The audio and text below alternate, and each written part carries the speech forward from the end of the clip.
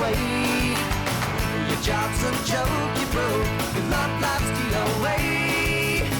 It's like you're always stuck in second gear, when it hasn't been your day, your week, your month, or even your year. But I'll be there for you when the rain starts to fall. I'll be there for you like I've been there before. I'll be there for you 'cause you're there for me too.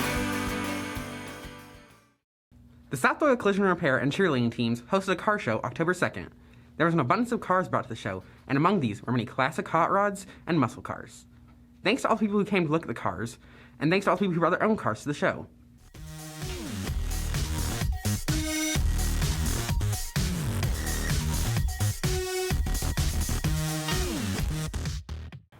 Good morning, South Loyal students. I'm your host, Bob, and today we have Nick Martin in for an interview. How are you doing, Nick? I'm doing good, Bob. That's good. Today I just have a few questions for you to see how the season's going, what you have progressed, stuff like that. Okay, my first question is, how do you balance the life of a student and an athlete? It's very challenging, but athletes is something you choose to do. It's something that I enjoy. It's something I've done my whole life. So it's very challenging to do school and athletics.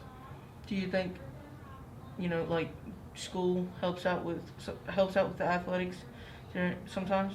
It definitely does. It builds character. It builds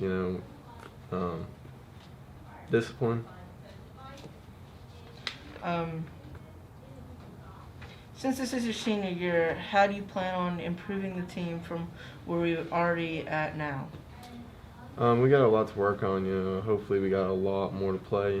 We got 2 more regular season games, so it's just enjoying the moment of every game. This week we play Carter. Are you ready for that? Oh, we are certainly ready. Do you think it's going to be one of our bigger games? Yeah, big playoff game. Big playoff game. You're a new punter for South Loyal.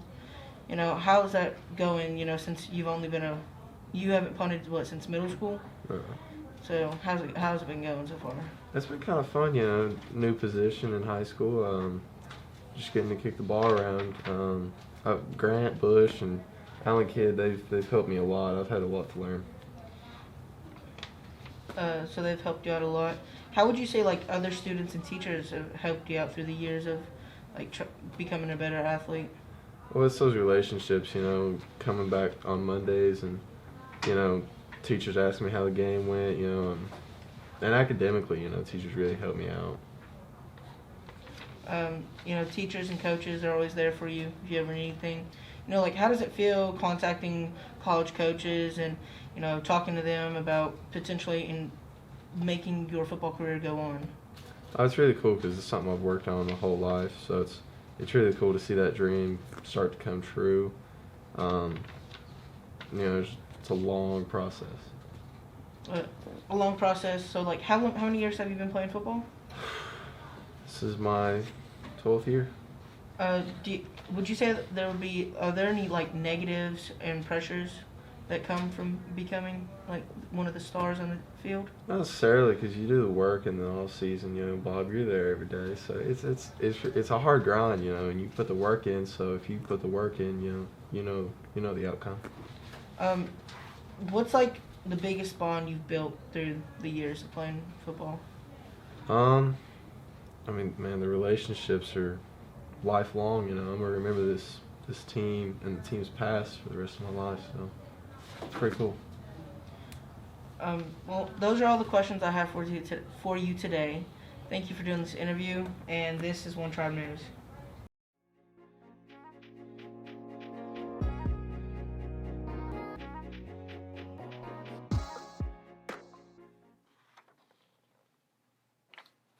Oh, I'm sorry. I didn't see you there. It's nice of you to drop by. I'd love to talk to you about this book I've been reading. It's called Watership Down. It's by Richard Adams. Sometimes I just wish my life had a little bit more adventure, don't you? I remember when I was a kid, I wished for a letter to let me know I could enroll in Hogwarts, or to open my closet door and instead of seeing hanging clothes, to see a portal to Narnia. And as I've gotten older, I've realized like there is adventure all around me. There's opportunities to help people, there's opportunities to do good, opportunities to try something new, just like the characters in those stories. But when I get that drive to go on an adventure, I always turn to Watership Down. Because Watership Down is a story that makes us look deeper at the world around us and realize that we're not the only creatures here, and we might not be the only ones who live adventurous lives. In Watership Down, we follow a series of rabbits. There's the youngest, named Fiver, who can actually see the future. And what he sees is blood running down the hillsides of his hometown. And so, he knows that this is a premonition of death. The only person he can convince is his brother Hazel. And Fiver and Hazel manage to get a few more rabbits to join them on a journey to find a new home. And while they're journeying, they encounter all kinds of crazy things. For them, crossing a road is as challenging as it would be for us to walk a tightrope across the Grand Canyon.